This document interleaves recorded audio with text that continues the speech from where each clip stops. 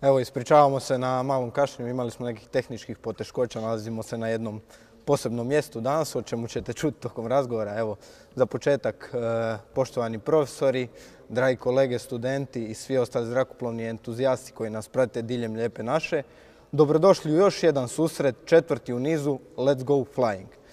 Moje ime je Patrik Car, bit ću današnji voditelj ovog susreta i evo, svih vas srdačno pozdravljam. Iznimno mi je čast da smo se okupili opet u ovako velikom broju, te se odmah na početku hoću zahvaliti Ministarstvu obrane Republike Hrvatske što nam je pomoglo u organizaciji ovog susreta, te je dopustilo našim kolegama da se u ovako velikom broju okupe oko zrakoplova, evo čak njih 20-ak tu, pa ako kamera može pokazati našu publiku, Hvala. Evo za početak susreta brzinski par uvodnih napomena. Sam susret za one koji su s nama prvi puta je podijeljen u dva dijela. Prvo ćemo imati predavanje, odnosno razgovor sa našim današnjim sugovornikom, opis samog tipa zrakoplova i same letačke opreme. Nakon toga u drugom dijelu susreta imate ćete i vi priliku za razgovor, odnosno možete postavljati pitanja u sam chat ovoga videa na YouTube, a prvom prilikom mi ćemo ta pitanja proslijediti našem sugovorniku i pokušati odgovoriti na njih. U pauzi između dva dijela imati ćemo nagradnu igru. Kao što možda već neki i znaju, glavna današnja nagrada je F-14 Tomcat, Revell model, znači 1:100 ako se ne varam, ali imamo i nagrade za drugo i treće mjesto, znači Remove Before Flight Croatian Air Force, a danas dobro široke smo ruke, pa dijelimo i za četvrto i peto mjesto, ako možete vidjeti značkice, znači naše udruge, Hrvatske udruge studenata zrakoplovstva. Evo, hvala režiji. Pa evo, da ne duljim, možemo početi sa susretom. Nadam se da smo se sad svi uspjeli spojiti, da nema više ni poteškoća. Evo, naš današnji sugovorni gost je pukovnik Zvonimir Milatović. Pa evo, da ne duljim, možete nam se ukratko predstaviti. Pa evo kratko, kao što ste rekli, pukovnik Milatović. Ovom prigodom vas sve lijepo pozdravljam. Drago mi je da smo ovdje, da smo vas mogli ugostiti, da možemo promovirati ovaj plemenit poziv. Što sam rekao, ne samo pilota borbenog zrakoplova, nego i zrakoplovnih tehničara koji su jako bitni u ovom cijelom našem sustavu. Kratki moj background, nastavak letenja PC-9 i MiG-21 i probni pilot na MiG-21. Evo, hvala ukratko. Znači, nadam se da ćemo upoznati našeg sugovornika još bolje tokom susreta ili naknadno tokom pitanja. Danas se, ako se ne varam, nalazimo na jednom posebnom mjestu u vojnoj zrakoplovnoj bazi, točnije u vojarni pukovnik Marko Živković. Možete li nam reći nešto o tome, točno o tom samom imenu, nazivu i o povijesti ovog mjesta? Pa ova vojarna nosi ime stvarno po jednom heroju Domovinskog rata. I stvarno najmanje što možemo je sad kroz par riječi da stvarno osvrnemo na te ljude koji su tog kobnog dana izgubili svoj život i nažalost nisu danas s nama. Znači, vojarna pukovnik Marko Živković je u biti nazvana i poslana u čast pilotu MIG-ova koji je u biti sa još malo ljudi, hrabrih ljudi, pokušao 90. godina, 91. godine točno, sa malom postrojbom i napravili su velike stvari. On je bio na čelu samostalnog zrakoplovnog voda Osijek, koji je u to vrijeme bio od iznimne pomoći gradu Vukovaru, koji je tada bio u okruženju, i oni su svojim letovima, rizikom, jednostavno osjetili ponos, potrebu da sudjeluju u tome nečemu i da kroz te letove dostavljaju tu humanitarnu pomoć gradu koji je tada bio potreban. Ne samo humanitarnu pomoć, nego su i oni ostvarili svoje prve borbene letove, tako da su oni kroz tih, 20-30 letova izbacili 68 nekih boiler bombi, oko 2 tone pomoći kroz nekih 17 paketa. Tako da, velim, njima u čast, najmanje što možemo danas je toga se prisjetiti, ne smijemo nikad zaboraviti i treba spomenuti njegove kolege koji su tog dana poginuli, pukovnik Mirko Vukušić, padobranci Ante Plazibet i Rade Griva. Neka mi vječna slava, hvala im. Hvala tim ljudima. Ako se ne varam, prošli petak ste imali i obljetnicu, znači 29. obljetnicu samog osnivanja eskadrile. Tako je, tim povijesnim postrojavanjem 17.1. ovdje 1992. godine i aktom ministra je u biti postrojena eskadrila i pilota i tehničara MIG-ova koji su tada dobili novu zapovjednu C2 strukturu pilota koji su onda odlučni u skoro vrijeme dobili prve nadzvučne zrakoplove i mogli nastaviti ovo što smo malo prije rekli, što su piloti sa Anom 2 započeli. Tako da sa tog mjesta, s te platforme gdje smo se mi prije koji dan postrojili, su ti ljudi krenuli u rat i nažalost neki od njih i živote dali. Tako da je bilo meni kao zapovjedniku iznimna čast ponovo postrojiti postrojbu u čast tim ljudima. Hvala. Evo, iznimna povijest ovog velikog mjesta, čast nam je biti tu. Pa da ne duljimo, nadam se da svih zanima koji je ovo zrakoplov. Tu iza nas se nalazi, mislim da je to MiG-21. Je, da. Pa dobro, MiG-21 ima svoju stvarno veliku povijest.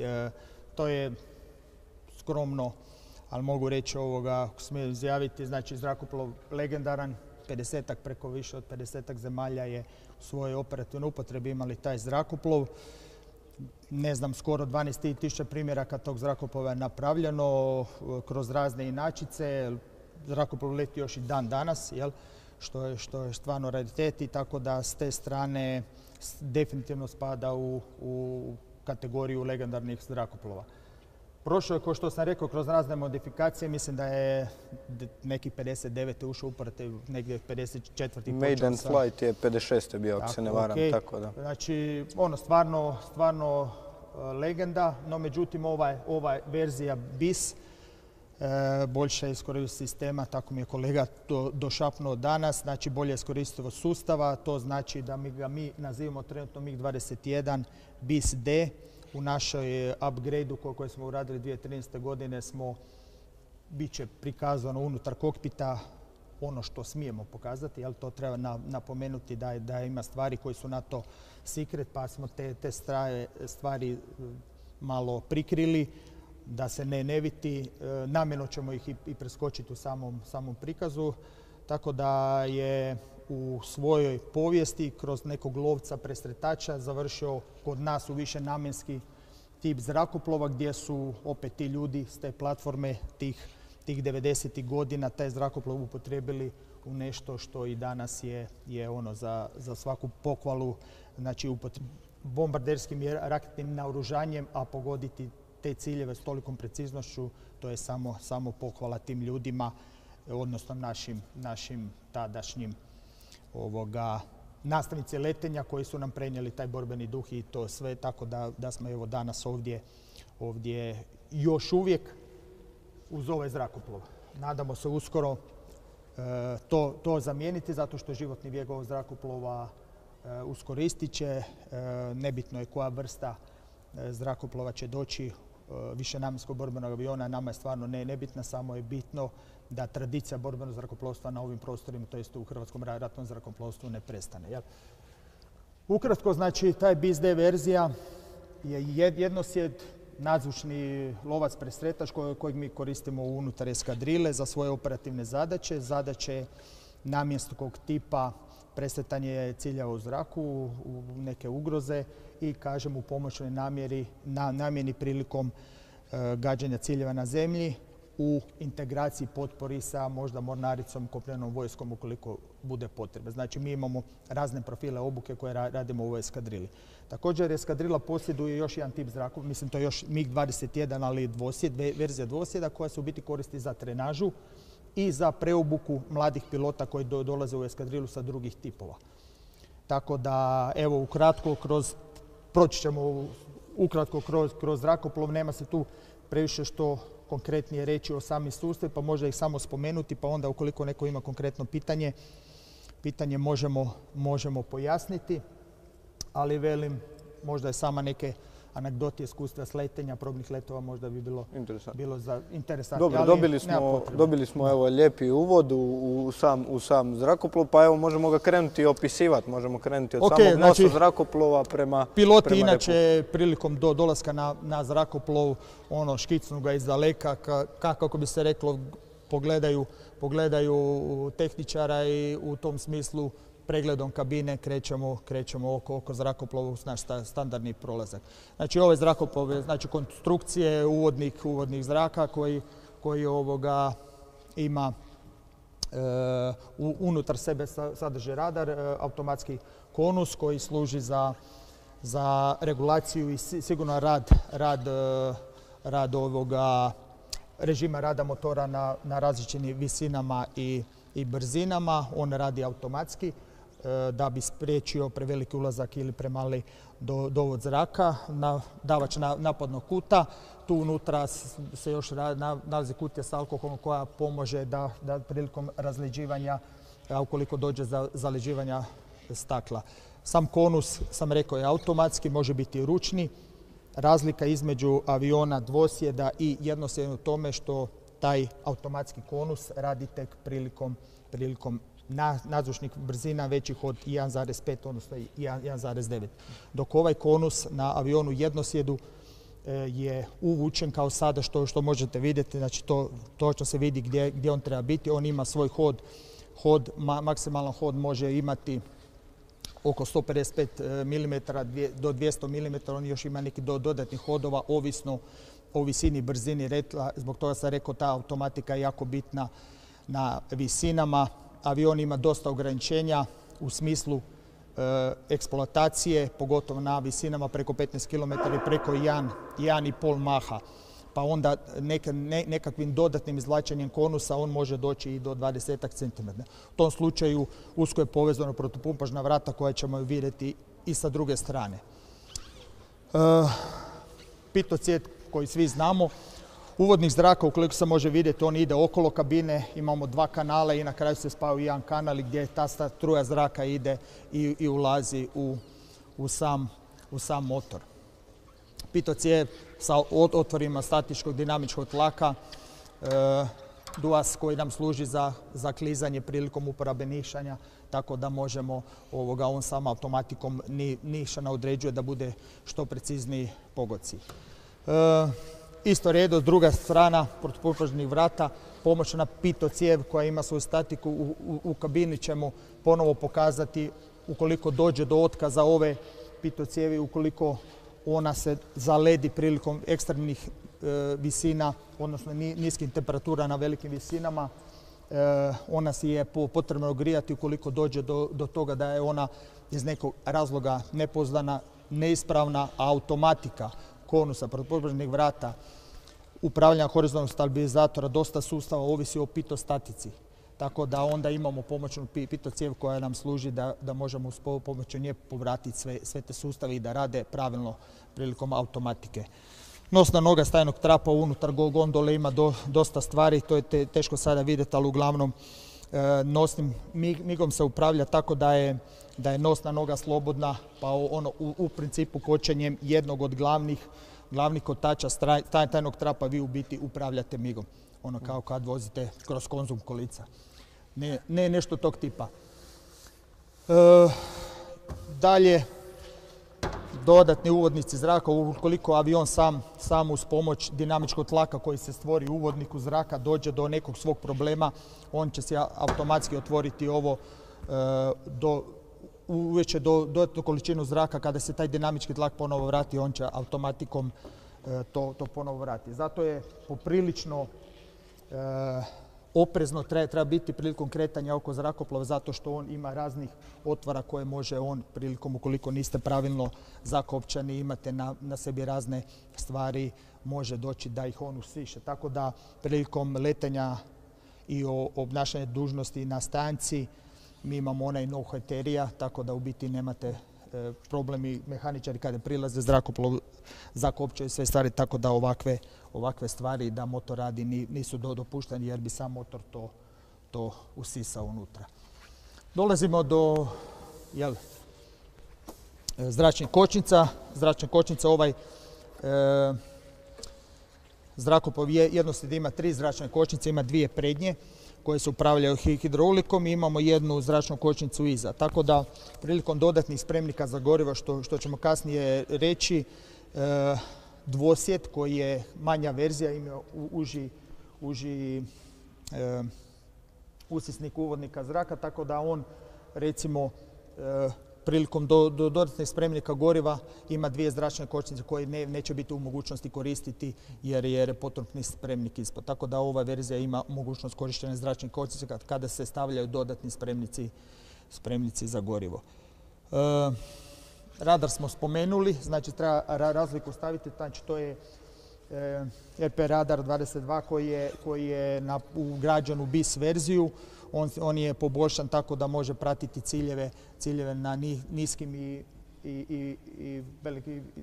i brzim brzinama, ajmo reći bliže tlu, što prije verzije nisu imale, dok dvosjet zbog manjeg usisnika i same konstrukcije nema radar. Tako da jednosjet koristi radar, tako da mi njega zovemo jednosjet ili lovac, još je ono kako nam je ostalo od staroga dijela, tako da u biti dvosjet nije za dežurstvo, za presretanje jer nema inicijalno radar. Možemo raditi presretanje uz pomoć časnika za navođenje, to možemo kasnije pojasniti. Ali ova verzija služi za dežurstvo na dežurnom borbenom dvojcu. Dolazimo do krila. Jasno, krilo je trapez koji je u biti dobar zbog nadzvučnih brzina. On je u nekom 57 nekih stupnjeva je u odnosu samo od zrakoplova. Simetričan je zbog nadzvučnih brzina i to je to. Ovdje je top koji opet ponavljam ima GŠ 23 mm koji ima 200 granata topa u našoj standardnoj postavci za DBD, tako da on opet ponavljam dvosjet taj top nema, ima mitraljez koji je 12,7 mm. Ovo je top granat. Gondola stajnog trapa u kojeg se uvlači stajni tramp pomoću hidraulike. On je dosta kompleksan zato što ova noga, glavna noga stajnog trapa ulazi kako je inicijalno postavljeno ovdje, tako ona i ulazi unutra u gondolu. Dosta ima zračnih kisik sustava ovdje i boca, tako da ima sajla poluga. Dosta je kompleksan sustav uvlačenja stajnog trapa, ali poprilično pouzdan, tako da to je to. Uglavnom, preko nekih redoslijednih ventila, taj stajni trap ovim sistemom raznih poluga će ući unutra, zabraviti se, ova vrata će se zaklopiti i mi ćemo dobiti signalizaciju da je stajni trap uvučen. Sam zrakoplov nekih 15 metara dugačak, raspon krila mu je nekih 7 metara. Ima 4 podvesne točke za naoružanje. Opet ponavljam, sam dvosjed nema, on ima samo 2 podvesne točke. Na njih se mogu kačiti razne vrste raketnog bombarderskog naoružanja i čak mogu se stavljati dodatni spremnici za gorivo. Ukoliko se stavljaju pod krilo dodatni spremnici za gorivo, u tom slučaju se stavljaju na vanjske nosače i moraju se mijenjati. Znači mi ih takozvano zovemo suhi i mokri, znači ovaj nosač koji konkretno ovdje nije, ovo je nosač za bombu i stavlja se lancer za rakete. Da bi zrakoplov mogao imati potkrilne spremnike za gorivo se mora promijeniti nosač. Signalizator ozračenja SPO-10 za radar warning receiver. Ukoliko imamo ozračenje od radara suparničkog zrakoplova ili radara sa zemlje, ćemo mi to moći uočiti preko instrumenta unutra koji ćemo kasnije pokazati. Idemo dalje. Ne znam, navigacijska svjetla, krilo kako je. Antena radio-visinomer, zrakoplov po sebi ima razne antene za AFF, ARK, stanica jedna, nova stanica, VOR ALS, GPS antene, sve to okolo po zrakoplovu na raznim mjestima gdje u biti se može dobiti najbolji signal da nema zasjenjenja. Ovo su zaklica u biti krilca koja služe za okretanje zrakoplova oko njegove uzdušne osi. U biti ono kada radimo valjak, onda su u biti ovo površine kojima mi upravljamo. Njihov hod upravlja se hidrouličnom preko hidrosustava. Flapsovi koji služe za slijetanje, oni su također uz pomoć hidrosustava, oni imaju 3 položaja uvučeno, imaju položaj 25 za poljetanje i položaj 45 za slijetanje. Sam sustav za slijetanje, naravno zbog smanjenja brzine, povećanja napadnog kuta dolazi do pojave turbulentnog strujanja, odvajanja do graničnog sloja, tako da mi imamo jedan sustav SPS koji se koristi, koji se zrak sa kompresorom motora preko kanala leptira dovodi i tu na dijelu koji je ovdje se ne vidi, a poprilično vi piše nemoj gaziti. Znači se ispuhuje zrak i otpuhuje taj turbulentni stroj tako da se poveća sila uzgona pri manjim brzinama i onda u biti nama omogućava da možemo s manjom brzinom ići na slijetanje. Jel?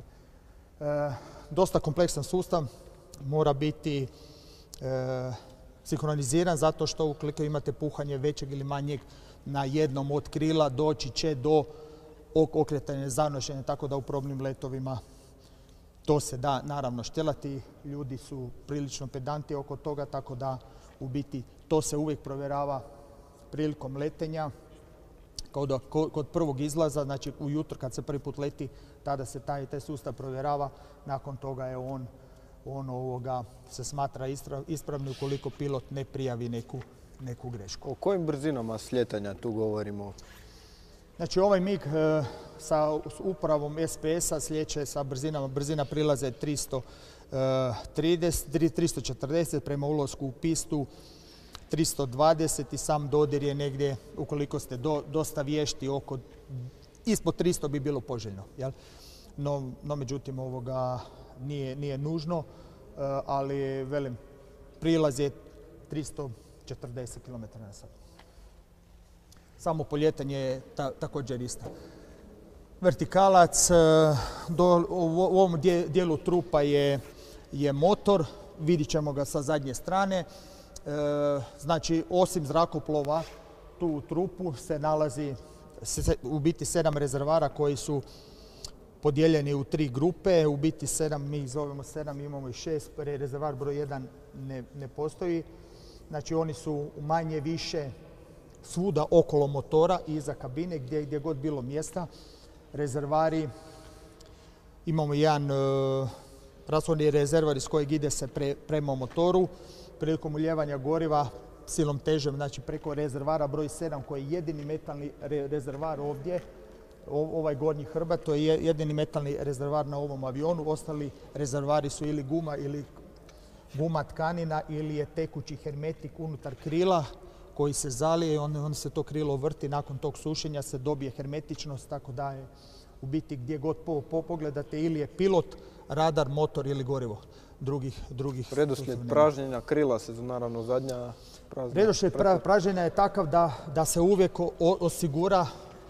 osigura centar težišta, jel? Tako da je to poprilično bitno i zbog toga zrakoplov ima raznih ograničenja s obzirom na poljetanje, slijetanje sa većim količinom goriva. Znači, prilikom slijetanja sa većim količinama goriva, ukoliko sletite, tada imate i ograničenje na pregled startnog trapa. Znači, vi bi trebali slijetati s količinom goriva 800 litara i manje, tako da je to dosta.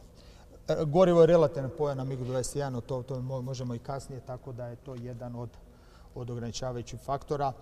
Ovdje što se tiče samog profila leta i svega, ali mi s tome prilagođavamo sa dodatnim spremnicima za gorivo. Postoji 2 vrste spremnika za gorivo. Je jedan potrupni od 490 litara koji se mogu instalirati pod krila i postoji jedan veći od 800 litara koji je u biti samo ispod trupa. I samo ga može nositi jednoslijed, dvoslijed može nositi manju količinu goriva, samo ovaj od 490 litara.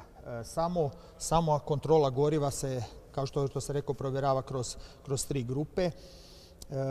Svi ti davači tlakova, potrošnje tih grupa su preko nekih davača tlakova i tada vi shvaćate i kontrolirate po protokomjeru.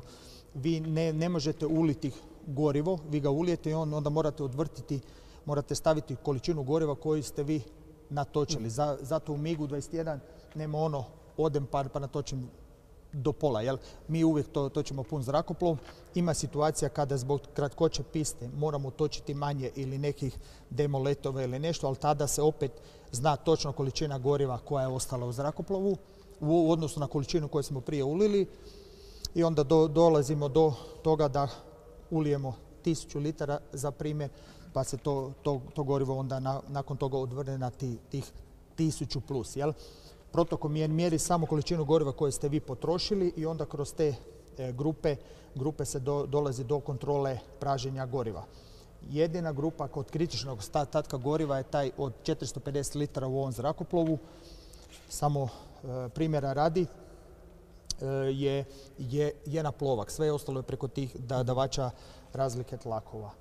Avion u sebi može imati 2750 litara, ovaj tip, i ovisno o profilu leta vi čak možete trošiti i do 400 litara u minuti. Znači, koji bi onda bio maksimum take-off weight zapravo ovog zrakoplova? 9800 litara. Kilograma je u biti to njegova težina, on je negdje prazan ovoga 6 tona, pa još kad mu ulijete gorivo, još kad dodate neko naoružanje na to sve ide ovisnost dužine poljetanja, atmosferske prilike, vi morate znati kolika je temperatura vanjskog zraka i odnosno na nju da li imate dovoljnu količinu zaleta da bi poletjeli. Jel? Idemo dalje, vertikalac u kojem se opet nalazi na zator ozračenja, antena, vora LS-a, imamo horizontalni stabilizator, vertikalni stabilizator. Ovaj horizontalni stabilizator opet preko automatike dolazi do njegovog otklanjanja. Ta automatika radi opet na principu pitostatike, zbog toga je jako bitno. Ovaj avion leti u velikim rasponima brzina, tako da kad vi u biti možete letiti brzinama 400 km/h i na brzinama 1300 km/h, govorim inducirane brzine gdje dolazi do opstruiranja struje zraka. Znači zrakoplov leti, da, 2500 km/h, odnosno više od 2 maha, ali on instrumentalne brzine, ono koje se krećemo u struji zraka 1300 km/h dozvoljeno. Koliko bi ovaj otklon prilikom 400 km/h bio jednak kao i na 1300 km/h, tada bi došli do prevelikog opterećenja, mogli bi slomiti zrakoplov. Tako da zbog toga vidjet ćemo instrument u kabini uz pomoć kojeg se ta automatika kontrolira. Sam osjećaj pilota na to daje sumnju u rad, ispravnost toga, jer nam ukoliko vam je zrakoplov na velikim brzinama preenergičan, preživčan, tako možete doći do toga saznanja da u biti ta automatika je sumnjivog, ili ukoliko on sporo, tromo reagira na vaše pokrete, tada isto možete uz pomoć tog instrumenta shvatiti da imate problem. Naravno, dosta stvari na MIG-u 21 je automatika i imamo backup sustav ručnog upravljanja, tako da se opet može. Znači zapravo jedna konvencionalna konfiguracija samog repa. Mislim da je važno napomenuti što ste rekli da se sami horizontalac cijeli pomiče. Cijeli se pomiče. Automatski. A o kojim kutevima tu govorimo? Koliko stupnjeva je sama rotacija? 20 stupnjeva nekako se on miče u plus i minus. Dolazimo do... Dobro, sam zrakoplov ima dosta tih malih cjevčica koji dolazimo do ocjennih tih nekih dijelova na zrakoplovu. Ovo je motor, znači izlazi mlažnog motora koji ima svojih nekih 18 kapaka koji se miču i onda sam tim promjerom tih kapaka u biti mi dolazimo do samog potiska motora. To se pokreće uz pomoć ovog prstena koji ima neka 3 hidroulična ventila pokretača koji ih to pomiču i pomoću toga se on sužava i širi i mi tako dobivamo potisak.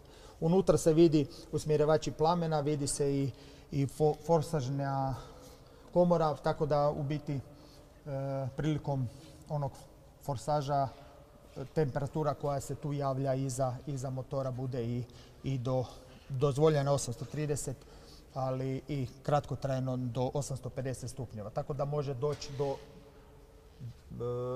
slučaja da ova oplata nagori, pa se onda ona može i zavariti.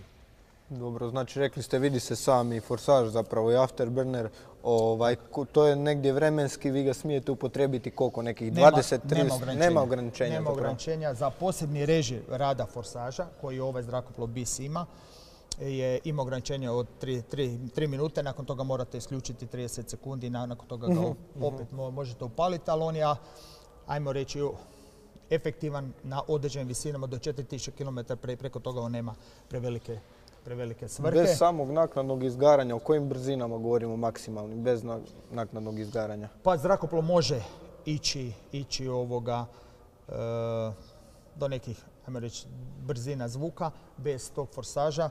Naravno, on nije onaj cruise, da imamo safe cruise koji možemo, recimo neki zrakoplov bez afterburnera mogu probijati zvuči zig, MiG nije taj slučaj. Sam potisak je nekih 7 tona, on je pri zemlji s tim posebnim čerom, mi ga zovemo čer, posebni režim sagorijevanja, on može razviti oko brzine zvuka na morskoj razini nekih 9, skoro 10 tona potiska, tu je najefektivniji.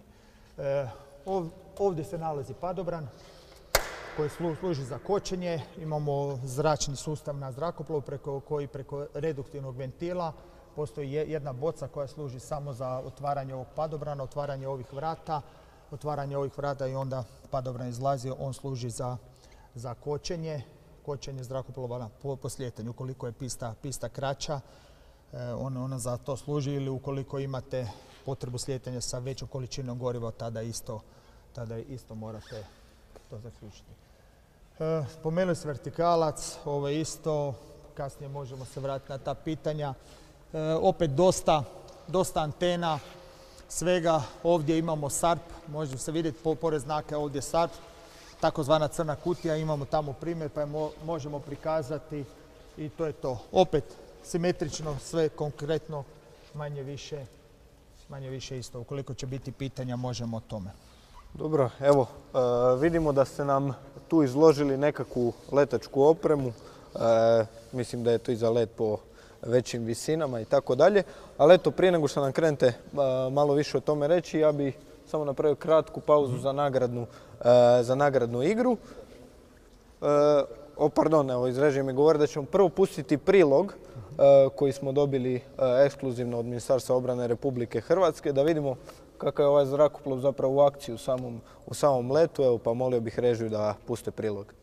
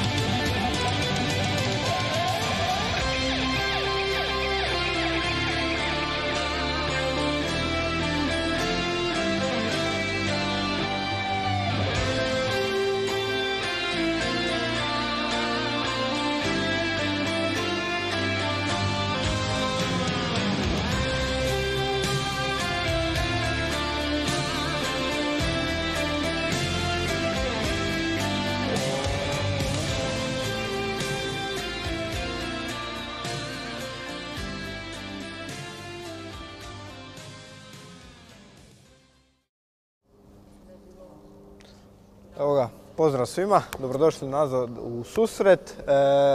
Pa evo, došli smo tu do dijela sa ovom interesantnom letačkom opremom, pa evo možete vi slobodno krenuti. Pa dobro, ovo je standardna letačka oprema koju koristi većina borbenih pilota i čak i na PC9, znači imamo anti-G odijelo koje ide oko struka, sprječava i napuhuje struk, gornji dio nadkoljenice, podkoljenicu, u biti sprječava da iz gornjih ekstremiteta krv što sporije ili uopće ne ide prema dolje. Zbog toga, zbog opterećenja, ta krv će prvo nestati iz oka, onda u biti, pošto je oko najosjetljivije, ono će u biti hrani se kisikom i ono će, ajmo reći, mi ćemo polako vidjeti, vjerovatno vam se to i dogodilo ako se naglo dignete pa onda skužite onako su točkice bijele, to je preznak neki grey out, preznak nekog blackouta, dolazi do sužavanja vida i u konačnici blackout. Blackout u smislu da ćete izgubiti vid prvo, a u konačnici svijest ukoliko ne popustite opterećenje pa da ta krv se vrati nazad. Mislim da je teško usporediti dizanje iz kreveta i vožnju lovačkog aviona, ali bih vas htio pitati koje su to G sile o kojima mi govorimo, koji su to iznosi, i vidim da se spominju neki predznaci, pozitivna i negativna. Ne možete reći koja je razlika? Pozitivna opterećenja u biti djeluju prema dolje, znači u tom smislu vaša krv ide iz glave prema donjim ekstremitetima, dok u negativnom opterećenju ide obrnuto. Onda imate red out i ta krv dolazi, puni vam se oko krvlju i onda dobite. To je razlika. MiG-21, ovisno o količini goriva, opet brzini, tim ograničenjima kojima smo govorili, ali maksimalno opterećenje plus 8G. Mi za naše potrebe vježbanja tih opterećenja i radimo medical testove sa našim partnerima, tako da idemo u centrifugu i onda to uvježbavamo i testiramo. NATO standard je plus D9G 15 sekundi, tako da mi svi piloti eskadrile lovačkih aviona. Da li postoji ta centrifuga u Hrvatskoj? Ili? Ne, mi nažalost nemamo to tako da u suradnji sa našim ovim partnerima to radimo i NATO certifikat vam vrijedi 5 godina. Tako da vi kad dobijete red card i onda ste vi 5 godina mirni bilo gdje. Da dođete van, letjeti kod nekoga će vas to tražiti u redu. Ok, ideš sad letiti sa mnom, pokaži mi taj certifikat u biti da ne bi došlo do ozljeda i bilo čega. Uz taj anti-G koja se sastoji od unutra od slušalice, čak ima tu neki mali anti-G koji vam pomaže da vam pritišće mali mozak, tako da još poboljšava taj dio da ne gubijete svijest ili bilo što. I imate masku koja u biti služi za radiovezu i sam dovod kisika u masku pilota. Znači, kao što znate, ja mislim da je svuda preko 4.500 metara u biti potreban kisik, tako i ako idete skakati padom bilo čime do 4.000 metara ste poprilično sigurni, nakon toga već može doći do hipoksije i svega, tako da zrakoplov MiG-21 do 2.000 metara u biti vi dišete kabinski kisik koji je u kabini. Ukoliko ga ne upalite ručno pa 100% koristite kisik, od 2.000 do 8.000 metara se miješa. Postotak kisika varira o tome koliko visoko letite, tako će automatika sustava KK85 će vam ubaciti određenu količinu kisika u masku, dok preko 8 km taj postotak kisika je 100%. To je standardna oprema nama za letenje do visina 11 km. Preko visina od 11 km, znači vi možete letiti nadzvučno s ovim do visine 11 km, a maksimalna instrumentalna brzine 900 km na sat, što će vam omogućiti da vi lete negdje brzinom 1.5, 1.6 maha.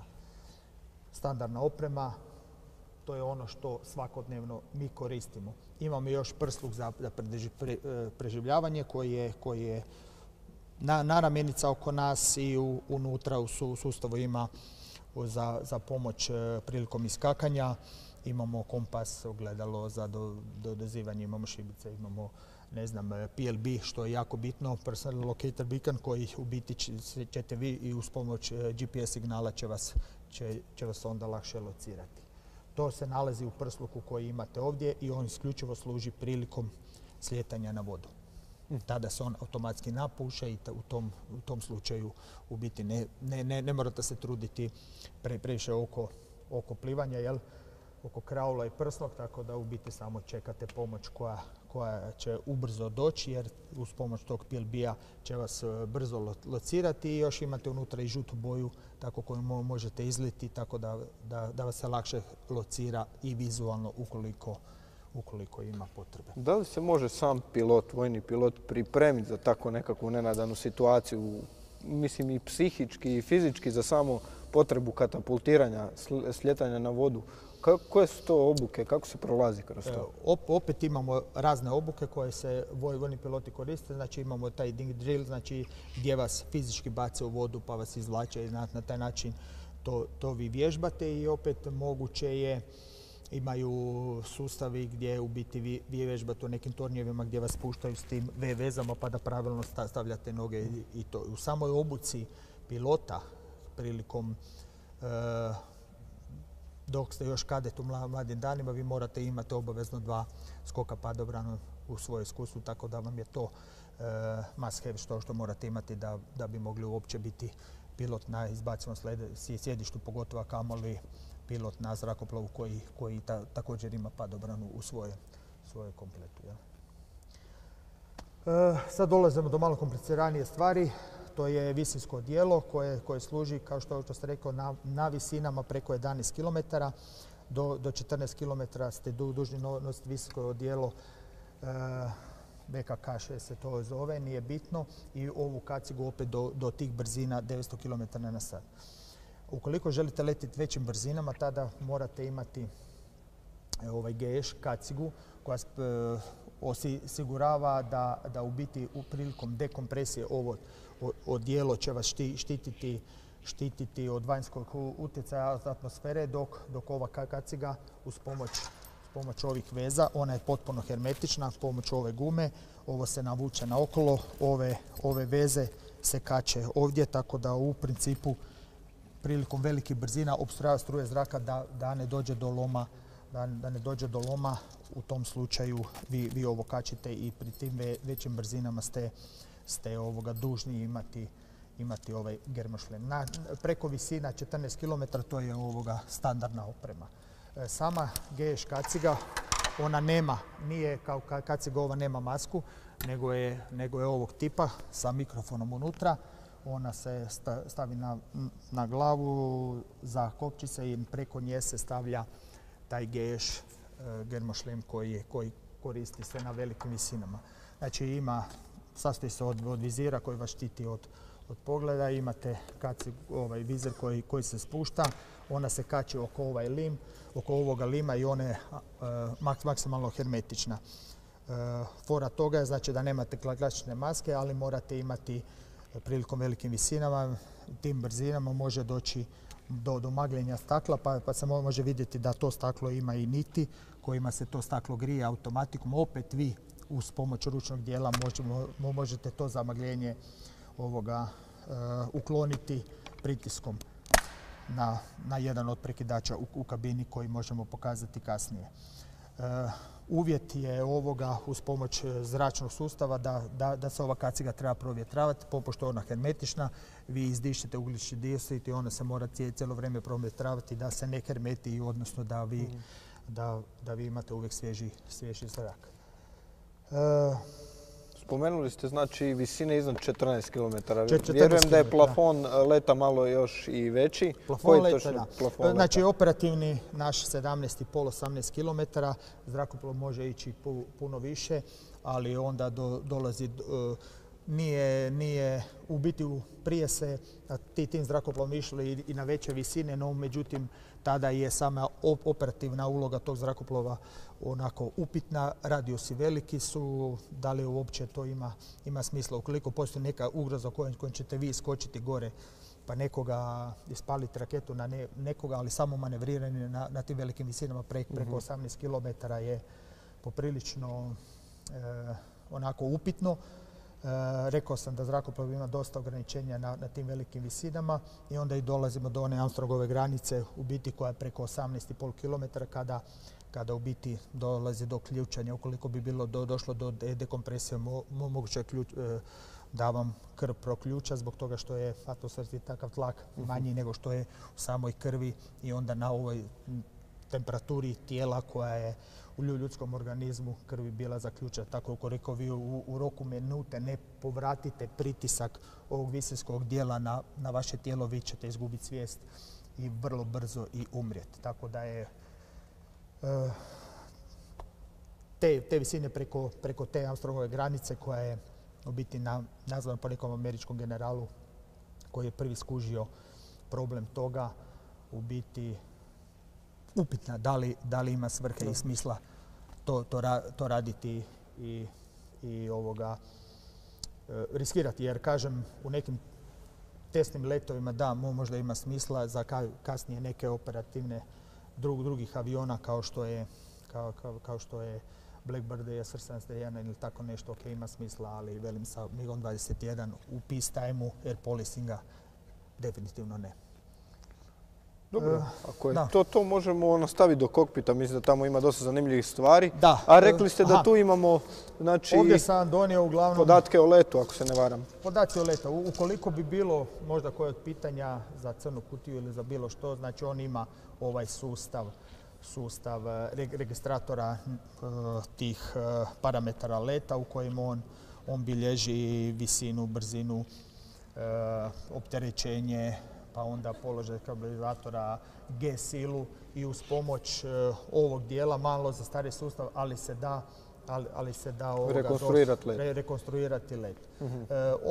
Ovo su slični neki parametri ovog nekog leta, nije bitan koji je zrakoplov. Vi dobijete neke podatke koji se preko crnog bijelog filma koji klasično se odmotava, dužine je 12 metara i on se u principu mjeri i onda vi sa tim parametrima dobijete neke vrijednosti od ove bazne linije i onda njih pretvorite u egzaktne vrijednosti. Podioci su po 10 sekundi, kreće se automatskim mjerenjem ukoliko vi mjerite uključenjem prekidača, što ćemo vidjeti u kabini, ili samim brzinom od 120 km/h, on će automatski se uključiti i vi ćete dobiti neke parametre i onda kad njih pretvorite u vrijednosti sa nekim baznim tablicama ćete dobiti neke vrijednosti visine tipa 18,700, nekih brzina, vertikalnog opterećenja, okretaj motora, napadnog kuta. U biti možete dosta rekonstruirati taj let. Jel? On još koristi neke dijelove koji su u smisli ovo mjeri konstantno, ali imate još dijelova koje kada vi ili pritisnete bojevi dugme ili bilo što u tom dijelu on registrira takve dijelove od položaja motora, uključivanje, isključenje forsaža, tako da on može tih dosta parametara skupiti i vi možete dobiti dobru analizu leta. Dobro, hvala na ovom lijepom objašnjenju. Možemo, ja mislim, nastaviti do kokpita. I tu, evo, nek vas vi slobodno sjednite, a kamera nek poprati da se lijepo vidi unutrašnjost kokpita.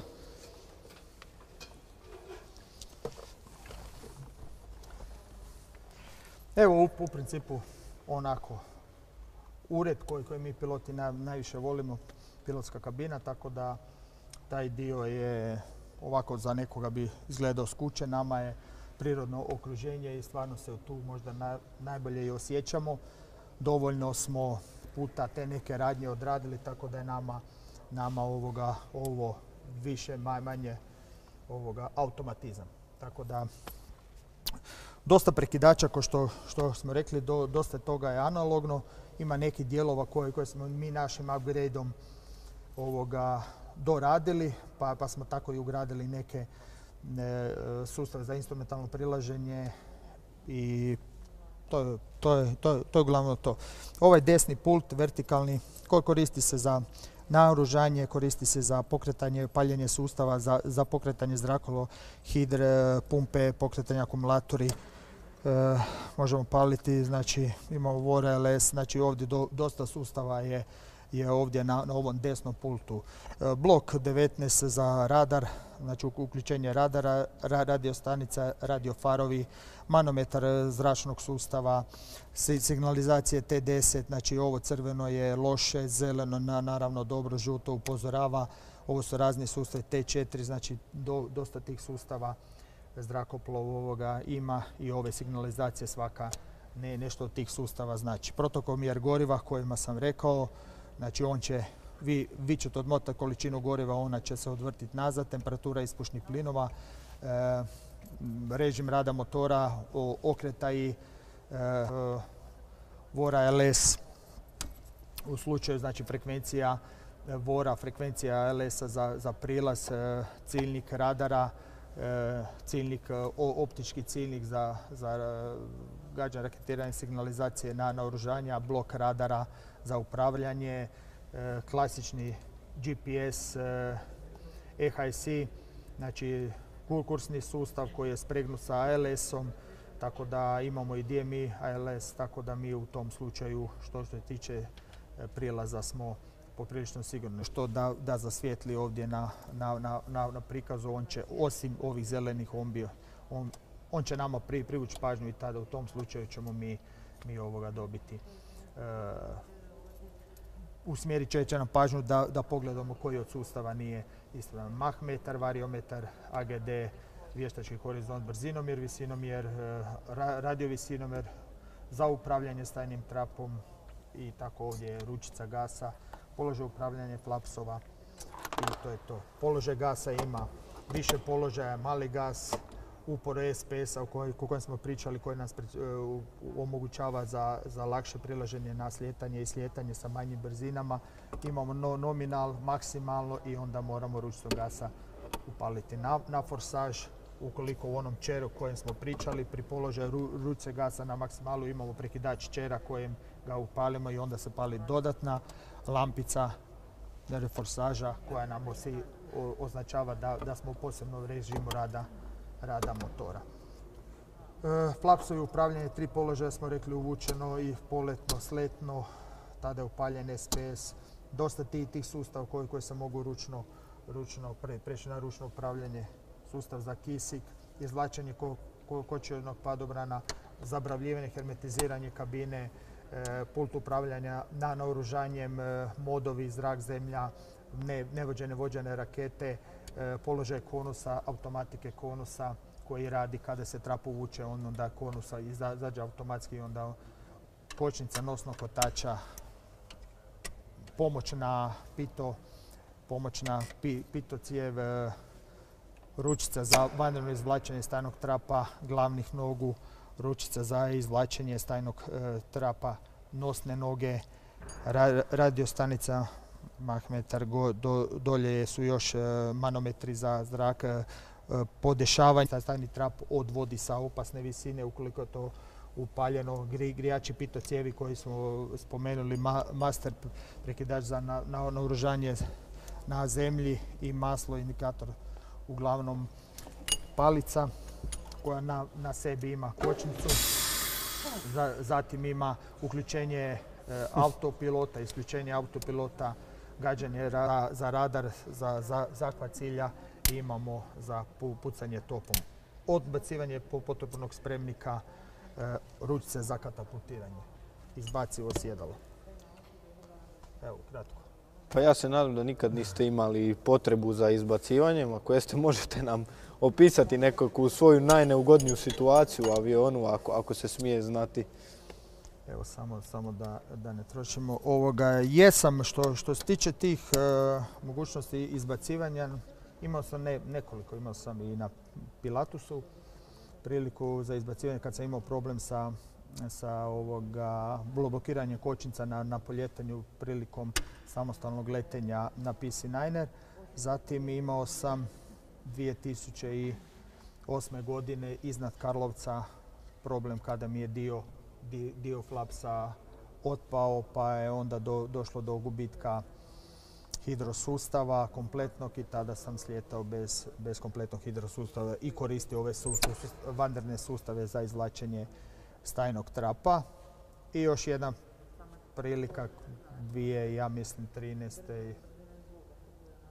Ili možda kasnije, ne znam kada, na poljetanju sa dežurnog borbenog dvojca mi je uletela ptica u motor nakon samog uzleta. Tako da, eto.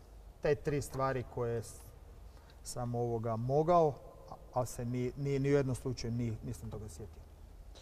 Mislim, hoću reći, vi imate onaj instinkt spašavanja aviona, preživljavanja, tako da je ovo je stvarno nešto kad stvarno ste dali sve od sebe i jednostavno pilotu nije drago napustiti zrakoplov. Pa vidimo da ima jako puno opreme ovaj zrakoplov. Možete napraviti nekakvu usporedbu sa opremom tipa zrakoplova 4. i 5. generacije? Koje su tu glavne razlike? Uglavnom sustavi su, ajmo reći, slični. Sve ovo digitalno sve ovo analogno je manje više digitalno. Glas kokpit je, imaju pričuvni možda neki analogni sustavi. Naravno, sofisticiraniji radari, naoružanje, fly-by-wire, ovo je sve preko hidraulike.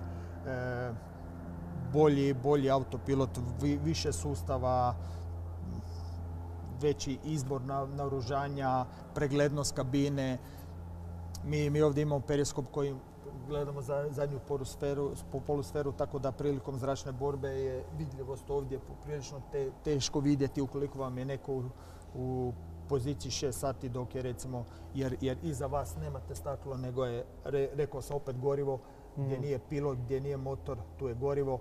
Tako da vi, recimo u F-16 koji ima i položaj sjedišta malo iza prilikom zračne borbe i možete ovako gledati preko, dok recimo u MiG-u 21 je to nemoguće zbog same kabine, veličine kacige, vi fizički se ne možete okrenuti. Zato postoji ovaj periskop gdje možete kroz njega gledati svoju zadnju polusferu. Upravo sam to i htio reći, dosta vam je skučen prostor, ali vidim da je karakteristično za MiG da se sam kokpit otvara bočno.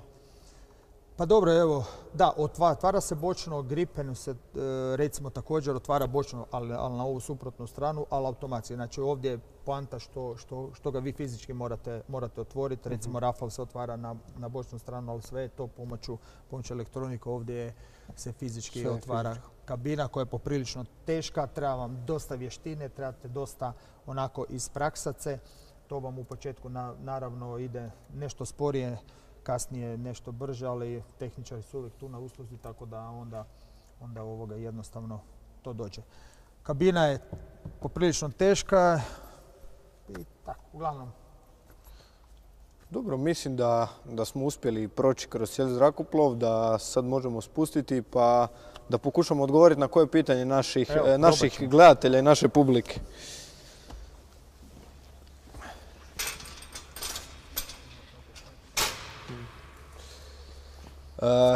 Pa evo vidim da je dosta velika šuma u samom chatu, dosta interesantnih poruka dobivamo. Ja ću morat zamoliti dragu publiku i gledatelje naše da ako mogu svoja pitanja ponovno ili kopiraju ili ponovno stave u chat, da imamo nekakvu preglednost jer ovako ne mogu iščitati sva pitanja. A i za našu publiku koja je tu uživo, evo slobodno imate sad priliku za pitati samo jasno i glasno. Pilot će odgovoriti. Molim naravno da pitanja budu korektna i nepolitička.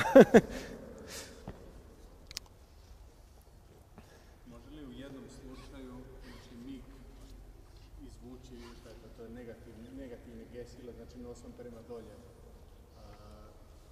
se krene? Može. On ima ograničenja po sekundi za negativno opterećenje, tako da nakon tog dijela, čak i leđnog leta, MiG može letiti leđni let, tako da ta negativna opterećenja nisu problem. Ono što ovaj avion ne voli je oko nule, jel, kompletno, tako da je bestežinsko zbog samog sustava pod nazivanje toga, ali uglavnom da, MIG može imati negativno opterećenje. Evo, hvala na odgovoru, hvala kolega i na pitanju. Evo, ja mislim da je ovo sad prvo pitanje od kad sam rekao da se ponove. Znači, Dominik Kunić je postavio pitanje, je li moguće postati pilot sa astigmatizmom od 0,5 na jednom oku? Drugo oko je potpuno zdravo i rečeno mi je kod okulista da ne bi trebalo biti problem. Znači, možete zajedno i reći koje su to, svi kažu da vojni piloti moraju biti jako zdravi, koji su to sve preduvjeti najbitniji za postati vojni pilot?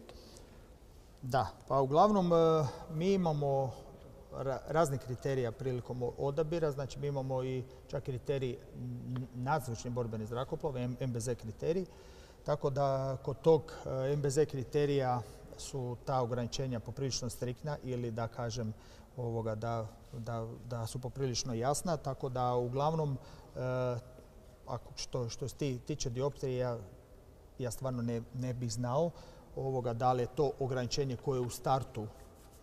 Da, ali neka provjere na stranicama vojni pilot.hr, tamo ima dosta korisnih informacija vezanih za sami liječnički pregled.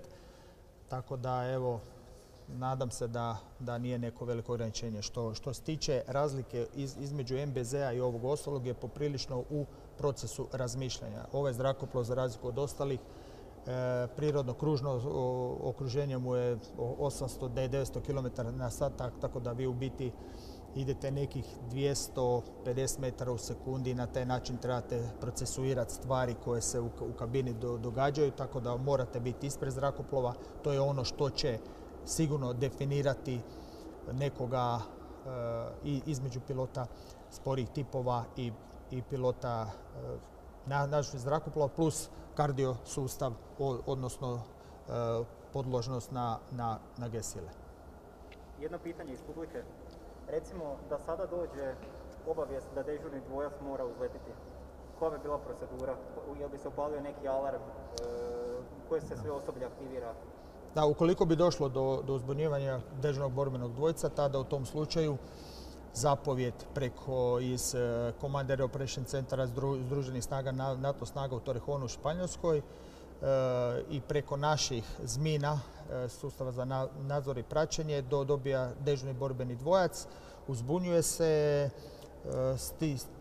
stišća se jedan gumb u kojem krene svirati sirena, otvaraju se sva vrata hangara, pale se razni sustavi i zaprima se zapovjed. Ta zapovjed se verificira pomoću dnevne šifre koja svaki dan se mijenja i tada u tom slučaju tehničari će doći prvi na zrakoplov, pilot oblači svoju letačku opremu, zaprima zapovjed, autentificira je, gleda meteo-situaciju područja u koje se šalje i dolazi na zrakoplov i u odnosu na zapovjed odmah poljeće ili bude u povišenom stupnju pripravnosti. I može se dogoditi, nama se često dogodi da nas dignu u sustav povišene pripravnosti. U tom slučaju mi dođemo do zrakoplova, sjedimo, verificirali smo sve i dobivamo informacije o meti. Ona se kreće kroz Hrvatsku, još uvijek nije dovoljno opasna za bilo koga i onda nekada dobijemo zapovjed da krenemo, a nekada da se vratimo u sniženi stupanj pripravnosti. Tako da ovisi. Hvala. Evo, imamo pitanja. Dijana Sertić postavlja pitanje, imate li redovite padobranske vježbe i noćne skokove? Ne. Evo, kratak odgovor. Imamo pitanje, povećava li se zainteresiranost za postati vojni pilot? Da, definitivno. Izašli smo i na YouTube, izašli smo evo i danas.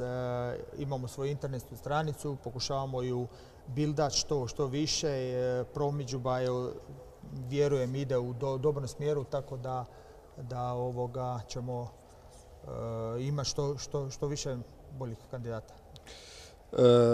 Evo imamo pitanje Kresbes, ne znam da li je to ime ili nadimak, ali evo, da li katapultiranje može ozlijediti kralježnicu i vidio sam da je neko pitao koja je to sama sila pri katapultiranju. Sila prilikom katapultiranja kod ovog sjedala je 20G, sama sila koja kreće od ovoga procesa kada vi povučete ručice. Od kada povuče ručice, za neki 2,5 sekunde se nalazite van ovoga sjedala i sada ukoliko vi imate postupak katapultiranja, kada povlačite ručice, trebali bi pravilno sjesti. Sjedalo je konstruirano na način da ono će vas zaštititi u smislu da će vam pritegnuti vas, odbaciti krov kabine, izbaciti van, no međutim da, postoji šansa da dobijete ozljede ili na vratu ili na donjem lubavnom dijelu kralježnice. Može. Izbacivanju, znači pri velikim visinama gdje su velike brzine, onaj zrak, znači imali zaštitu, kokpit za to izlazili nešto van? Ne, znači ovaj kokpit... Znači možemo samo ponoviti pitanje ako publika nije čula, znači pitanje je samo, evo recite vi slobodno. Da li prilikom katapultiranja ima neka dodatna zaštita glave pilota vrata prilikom toga? Znači pri velikim brzinama preko 900, to je ova kaciga i ove sajlice koje pomažu tome. A pri manjim brzinama ova kada sjedala koja ima udobni dio, znači poanta je da kabina prilikom katapultiranja otpadne, tada se veze privezuju i tek kad kabina odleti kreće raketni motor i to ide gore. Vi ulazite u struju zraka, naravno, ali imate ovaj dio koji vas štiti u tom dijelu. Vi u biti sami morate se staviti u taj položaj. Ukoliko niste, sjedalo će samo se pobrinuti za to. U tom trenutku spuštaju se zaštite za ruke, tako da vi ne lamatate rukama i prilikom samo izlaska vam još i pritegnu stajale noge. Tako da sjedalo je tako konstruirano da se sigurno izbaci. Imamo pitanje, a vidim da se i ponovilo, mišljenje samog pilota, Rafale ili F-16? Svejedno. Dobro, u redu. Pitanje je još bilo vezano za G-silu, ako možete kratko. Da li visoke G-sile u avionu mogu kroz par godina oštetiti očni živac? Kakve su posljedice, možemo reći to, na zdravlje letenja? Definitivno prilikom tih G-sila sigurno dolazi do raznih promjena u organizmu. Jer ta sila kojima mi često u ovom avionu letimo su oko 6-7 G, tako da definitivno organizam trpi sa nekim dužoj izloženosti tome definitivno može ostaviti posljedice. Zato i piloti imaju beneficiran staž i zato Evo, pokušat ćemo ubrzati s pitanjima jer vidim da je već prošlo dosta vremena. Tomislav Matačić pita, postoji li ograničenje visine pilota za nadzvučni avion? Postoji.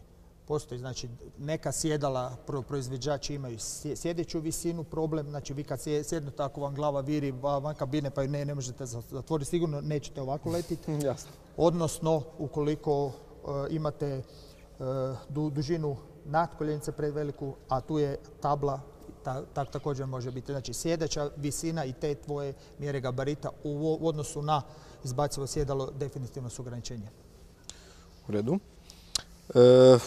Imam pitanje ovako nekako za vas. Gdje bi voljeli vidjeti MIG nakon završetka karijere? Je li vam MIG ljepši u sivoj ili maskirno plavo-zelenoj boji kakva je bila nekada? Konkretno ovaj, da. Pa svejedno, ovo je šema lovačka, ona šema je krajnje prije bila više, jer tako zrakoplov bio rabljen u Domovinskom ratu više prema zemlji. Što se mene tiče, MIG, ja da mogu odlučiti bi definitivno njemu posvetio posebno mjesto, dostojno ga ispratio iz ovog sustava i ako je moguće zadržao jedan pa da imamo priliku da flyby preleti negdje, ne mora nešto spektakularno raditi, ali ima ljudi, tehničara koji bi voljeli to možda danas, sutra. Marko Rešković postavlja pitanje, koji vam je zadatak sa DBD-a bio najzahtjevniji? Pa definitivno svaki zadatak sa DBD-a je letu nepoznat, ajmo reći vas pripreme za metu, ali nemate pojma kako će se taj scenarij odvijati. Let Složeni meteo uvjeti su bili. Poljetao sam na nekog malca oko Kvarnera, spori cilj koji je jako teško sa ovim zrakoplovom locirati. Tako da, recimo, složena meteo situacija do Reona, dok ovog područja letenja gdje se taj cilj nalazio, bilo zahtjevno s te strane pilotske, a najveća odgovornost mi je bila kada sam morao prepratiti izraelski zrakoplov koji je imao prijetnju bombom, a prolazio je iz Amerike, letio prema Tel Avivu, tako da je preletio od Francuske, Njemačke, sve tu i onda sam ga sačekao na Bregani i prepatio do Hrvatske. Tako da je taj po odgovornosti možda najzahtjevniji i nije bilo DBD, ali doček Pape i praćenje Pape, to je definitivno još jedan poseban let. Ponos i sve, no međutim poprilično zahtjevno jer treba uskladiti primopredaju tog Papinog zrakoplova. Mi smo bili na jednom dežurstvu, čekali smo u Puli, njega su dopratili talijanski borbeni zrakoplovi, mi smo se našli na pola Jadrana, napravili primopredaju i imao sam tu čast pričati o tom zrakoplovu i zaželiti Papi dobrodošlicu. Tako da svaki let ima svoje čare. Neven Branović, pitanje. Koje rakete zrak koriste MIG-ovi i da li kokpit MIG-a ima balističku zaštitu? Ne, a rakete su IC raketa kratkog dometa R-60 ili američki naziv AFID. I da li kokpit MIG-a ima balističku zaštitu? Ne. To ste odgovorili ne. Ovo je odgovoreno. Ljudi su ponavljali svoja pitanja, samo da vidim. Franko Ćosić pita. Pozdrav pukovniče. Zanima me postoji li mogućnost primjenjivanja taktike iz DR napada na zemlji za moderni borbeni zrakoplov, vođeno oružje i koliko bi to bilo efikasno? Franko Ćosić. Dobro. Može ponovo pitanje. Zanima me postoji li mogućnost primjenjivanja taktike iz DR napadi na zemlji za moderni borbeni zrakoplov? Domovinskog rata, ja? Da, vođeno oružje i koliko bi to bilo efikasno? Pozdrav, Franko. Samo taktiku, da. Pa nema potrebe, znači to je drugačiji tip naoružanja na drugom zrakoplovu, znači to je sustav navođenja tih bombi i svega, da li laserom, da li GPS-om, više nema potrebe za time. Naravno da ti zrakoplovi imaju i da te kažemo free fall i dump bombs, tako da je moguće. Definitivno što niže i brže uvijek je bolje nego visoko i sporo za PZO sustav. Tako da definitivno se može primijeniti, ali mislim da neće biti potrebe. Iduće pitanje postavlja Marko Rešković. Koja je procedura presretanja u zraku kad dođete u vizualni domet cilja? Nadam se, neko je komentirao odmah isto, zato se i smijem, pušta se bojna čao u glavi. Ja mislim da se ne pušta, nego imate nekakvu točnu proceduru. Da. Prilikom vizualne identifikacije vi dolazite bočno zrakoplova. Ne nužno da se pojavljujete pred tim pilotom i vi u biti vizualnom identifikacijom potvrđujete da je to najavljeni taj let. I u tom slučaju, ukoliko ima potrebe za nekom akcijom dalje od toga, tada se vi pomoću vizualnih signala ili preko radio veze pokušate taj zrakoplov ili prizemljiti, divergirati ili jednostavno prepratiti. Znači, nema nužno da ćete vi komunicirati s tim zrakoplovom. Znači, evo i slično pitanje, mislim da smo i dio odgovorili. Znači, koja je procedura ako nepoznati avion ne odgovara na radio? Da li se taj avion prisilno mora prizemljiti? To je na odluci u zapovjednom operativnom središtu ili u tom KEOK-u. Znači, tu zapovjed će dobiti pilot. Pilot će samo prenijeti ono vizualno što vidi, dobiti zapovjed, opet će autentificirati da ne bi bila pogrešna. U tom slučaju će on ili pokušati divergirati taj zrakoplov ili prisilno sletiti. Ukoliko ta prijetnja ugrožava to i taj pilot odustane od toga, u tom slučaju vi možete postupiti i prisilno ga na to natjerati, u biti prikazati da li ispaljenjem hitaca ili pokazivanjem raketa bi bilo čega u biti ga natjerate na to da posluša vašu zapovjed. Igor Perić pita, da li ima limit što se tiče starosti kad se završi s karijerom, da li se dobije beneficirani radni staž? Beneficirani radni staž je tijekom karijere. U Hrvatskoj nema dobne granice za pilota na bilo kojem tipu zrakoplova. A mislite da ako dođu novi tipovi zrakoplova da bi trebala biti nekakva dobna granica za vojne pilote ili? Ne nužno, zato što neke zemlje su imale dobne granice pa su nažalost zbog manjka pilota i svugdje fali, ne samo kod nas, ponovo tu granicu ukinuli i onda ti piloti možda lete na manje zahtjevnim zrakoplovima, ali definitivno nema dobne granice nakon koje vi više ne letite. Koliki nalet godišnje u prosjeku ima pilot MiG-a 21? To varira od vrsta zadaći koje obavlja, tako da neki ti standardi su 100-tinjak sati. Mi ne zaostajemo puno za time.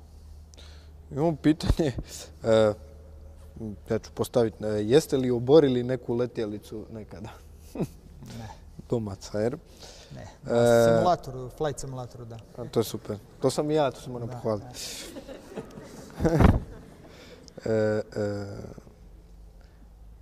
Evo jedan lijep komentar. Kada će MiG-ovi ponovno imati letačke operacije nad Dalmacijom? Nedostaje nam vaš zvuk. Hvala. Nadam se uskoro. Mario postavio pitanje, da li piloti treniraju na simulacijama kao DCS?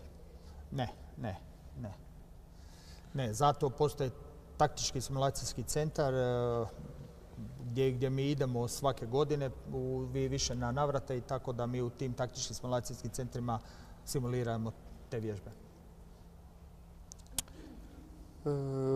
Mislim da, evo, ja ću pokušati naći još koje pitanje.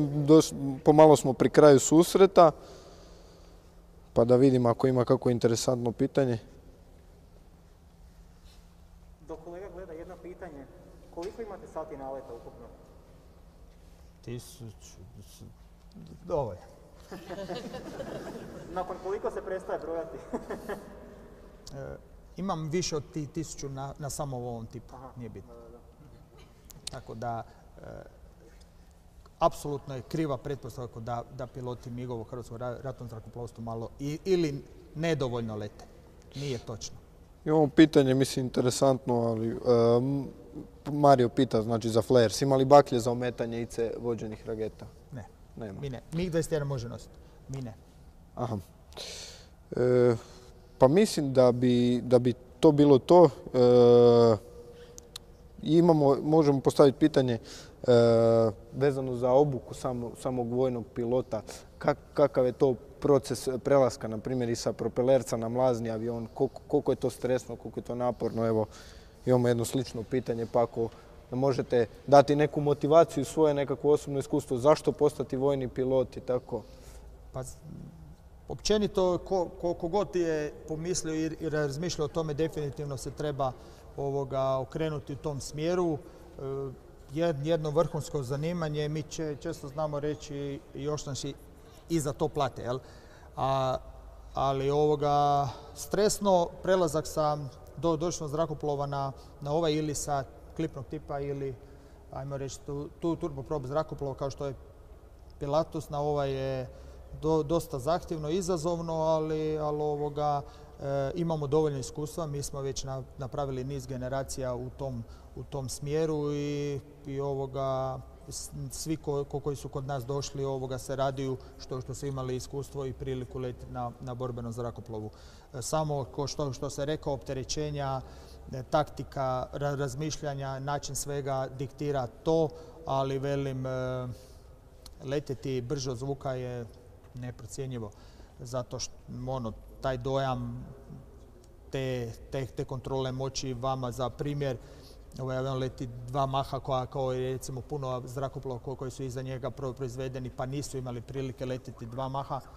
Ovaj zrakoplov stvarno je moćan, tako da, velim, ilustracije radi, prilikom pobnih letova i ubrzanja vi ste od Đakova do Zagreba za 4,5 minute, pa si to probajte pred oči. Dobro, evo, pomalo imamo svoj time limit. Došli smo lagano i do kraja susreta, a vrijeme je za proglasiti pobjednike naše nagradne igre. Evo, dobio sam naše pobjednike u chat.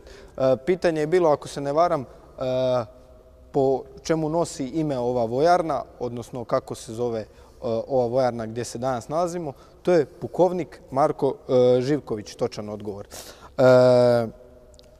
4. i 5. mjesto su zauzeli i dobili prikladne nagrade, znači naše značke, naše udruge koje sam evo pokazao i na samom početku. To su Mate Stanić i Mate Ravlić, evo čestitke. 2. i 3. mjesto su zauzeli i dobili ove lijepe RBF Remove Before Flight su Sara Vidović i Bruno Vekić. A 1. mjesto i glavnu nagradu, ovaj krasan model F14 je dobio Matija Mandić. Evo, čestitke svim pobjednicima. Molimo vas da se javite na mail od udruge, Hrvatske udruga studenta zrakoplovstva, da nam proslijedite svoje podatke da bi vam mogli uručiti nagradu. I evo, to je bilo to. Hvala što ste nas pratili. Zahvaljujem se posebno Ministarstvu obrane Republike Hrvatske na ovako lijepom gostoprimstvu. Hvala pukovniče na ovako divnom razgovoru.